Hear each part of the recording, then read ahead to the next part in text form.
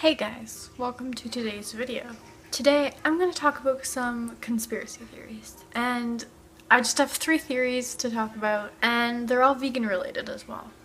Because I've been watching conspiracy theories for a while, and every once in a while I hear one that makes me think of something within like the dairy industry, the egg industry, or the pharmaceutical industry and all that kind of stuff, and I'm kind of like, I wonder if anybody has made a video like this before.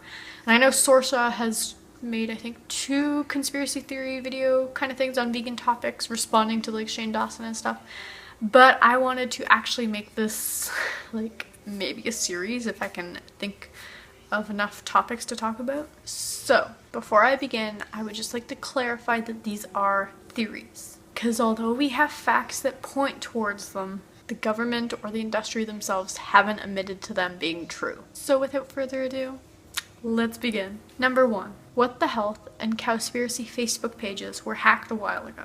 This was soon after the release of What the Health on Netflix. Cowspiracy has been on Netflix for quite some time now. This was the first documentary that Kip worked on. What the Health is his newest one that had just come out, if you haven't heard of it before. It talks about, well, first off, Cowspiracy was talking about the environmental impacts of animal agriculture. What the Health more so focused on the government and the pharmaceutical industry and why they want you to be sick and why animal agriculture is helping them keep you sick. And that's basically what that documentary was about. And a lot of people get mad when Kip makes documentaries because he dives deep into stuff that people don't want to talk about. And in his first video, people were like warning him, like, don't make this documentary, like, bad things are gonna happen to you, but he did it anyway because truth is very important to Kip. Anyway, one theory is that a hater, just any regular carnist, hacked into the page because they disliked the documentary so much and they wanted to keep feeding their bad habits that they hacked in just to ruin the reputation of What the Health and Cowspiracy.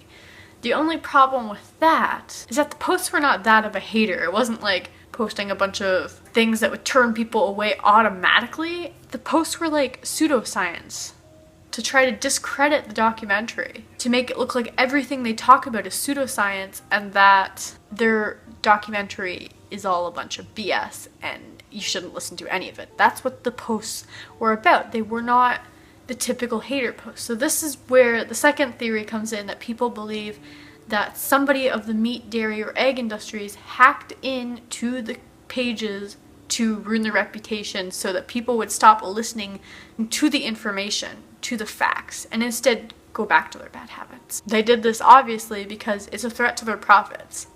Not because they hate the documentary like a hater would, but because that documentary is making a lot of people switch off of meat, dairy, and eggs. That's a problem because they're losing money. Those industries are losing money. So that leads into the second conspiracy theory, which is Hampton Creek products. They're just products. As you may already have heard, Hampton Creek has gone through so much stuff recently, and I'm going to talk about all this right here. So, hundreds of emails were discovered from the American Ag Board coordinating a 2-year attack plan on Hampton Creek because Hampton Creek is becoming a major threat to their profits. If you don't know who Hampton Creek is a new company that became known in 2013 for their dairy-free alternatives to dressings, cookies, mayo. And during their startup, Unilever created a lawsuit claiming that you can't call something mayonnaise if it doesn't contain eggs. An Ag Board executive asked Roger Glassoff, one of the USDA's retired national supervisor of eggshells, how to make a complaint to the FDA regarding Just Mayo's labeling. Ag Board CEO Joanne Ivey was found reporting to Unilever about the lawsuit later. She was acknowledging that the Ag Board can't take part in the lawsuit, because that's far too illegal, but continued to help them behind the scenes anyway and talk to them about this. Ivy was also found to hire Anthony Solizzi to contact Whole Foods to have Just Mayo removed from the shelves. So this was kind of during the startup when they were just starting to get on to shelves. There was also found to be 2 emails of death threats against Hampton Creek CEO Josh Tetrick. One of the threats is made by Mitch Cantor, the executive director of the Egg Nutrition Center, which is an arm of the Egg Board, and the other is made by an egg industry member. Eldman, the world's largest PR and crisis management firm, was paid approximately $70,000 for a host of activities aimed at Hampton Creek. Unsurprisingly, the biggest one was paying bloggers to recommend egg consumption. Most of these bloggers being dietitians and nutritionists, because their input will have more of an effect over people than, say, some random beauty blogger. So they think. So next time you see hashtag Team Egg, keep in mind this is one of the requirements that the American Egg Board actually made for the bloggers. The conspiracy here is, what will the American Egg Board really do to protect their profits? Already they have violated the statute, made death threats, paid people to do their dirty work, and as of recently got Hampton Creek's products removed from the shelves at Targets for contamination. Although the FDA didn't instigate a recall. I wonder what they're gonna do next. And lastly, kind of the longest conspiracy, because this has been going on for so long, is the dairy industry was created solely just to make a lot of money off of us. You see, humans have no nutritional need to consume milk past infancy. Once we are weaned off our mothers, we don't need milk to get our nutrition because we can get it from solid foods. FYI, lots of solid foods contain calcium. But about 6,000 years ago, crops were scarce in Europe and humans had to find a different caloric source of food. This is when milk began getting consumed in adulthood in a larger scale. It was after this that humans in the area developed a genetic mutation called lactose persistence, which allowed them to digest milk into adulthood. Now, you might find this weird because people are always talking about lactose intolerance, which is actually what humans are meant to be. We are all meant to be lactose intolerant. But there's no gene that makes you lactose intolerant. There is a gene that makes you lactose persistent, but you have the enzyme when you're lactose persistent to be able to digest milk. But when you're lactose intolerant, you don't. Milk consumption spread throughout the world after this point. In the early 19th century, the dairy industries came to be. At first, cows were fed swill, which is a byproduct of the alcohol industry.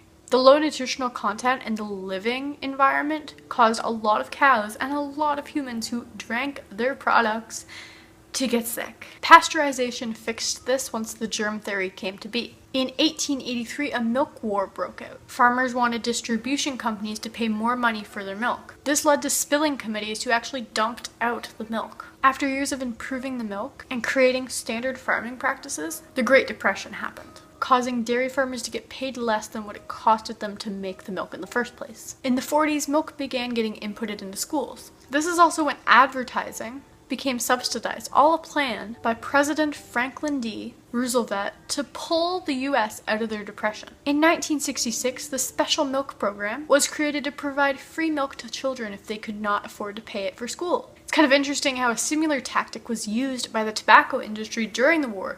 Give free tobacco to people while they're in war, to soldiers, so that when they leave the war, they'll be addicted and they'll have to buy it because they won't be getting it for free anymore. Kind of like how they're giving free milk to children, but when they become adults and they're still addicted to it, they're going to have to pay for it themselves. And this addiction that happens with milk, definitely not intense as what happens when you're smoking, but all mammals' milks naturally contain casomorphines to keep a baby coming back to the mother for more so they don't ever starve. So yes, dairy products are addicting, and cheese is the most addicting because cheese is the most concentrated dairy product. Addiction properties aside though, with the government and presidents telling the public that they need milk to have strong bones and to get their calcium, and food guides or pyramids telling people they need the milk, and advertisements of course, it's clear people are gonna begin thinking that they need the milk to be healthy. Also, a tactic used by the tobacco industry. The tobacco industry used to use advertisements that were doctors and dentists approving smoking because it's healthy. Just take a look at some of these crazy advertisements that used to be around. It's so scary now, knowing what we know. And you know, from here on out, dairy was what we know it to be now. Continuously advertised, told we need it for strong bones, even though a 1979 Harvard case study showed milk doesn't prevent osteoporosis. Not to mention the population studies of people living in the countries with the highest consumption of milk actually have the highest rates of osteoporosis, and the people with the lowest consumption of milk have the lowest rates of osteoporosis. And you know, times are changing. More plant-based options are popping up as people have realized we don't need milk. It's cruel and unhealthy. And you know, I didn't even get into the topic of cancer and IGF-1, but it's out there in the vegan community. If you would like to learn a little more about that, just head over to nutritionfacts.org. Dr. Greger has so much information, but these plant-based options have already become a threat to the dairy industry. Farmers and Congress are trying to get the FDA to declare plant-based milk companies not allowed to call their alternatives milk because it isn't real milk. It's not from the breast of an animal. And they quote, it is misleading customers, which is why the dairy industry believes they are losing their profits. After all, plant-based milks have grown 205% within just 5 years. Let's see what the desperate dairy industry tries next. So that last one wasn't exactly a theory, but that and the egg industry one, it's both like just shocking to hear that information, and then your mind starts wondering, what are they doing next? What are they already doing that we don't know about? And so, yeah, don't want to make this video too long, guys, because it has already gone on long enough, but I hope these conspiracies were interesting for you. If you have any other conspiracies that you've heard of or you want to see another video, just thumbs this up and let me know. I don't know if this is going to be a successful series or a video in general, but we'll see, because I find conspiracy theories interesting, and if I can combine that with veganism, then that's something very good. So see you guys in another video. Bye.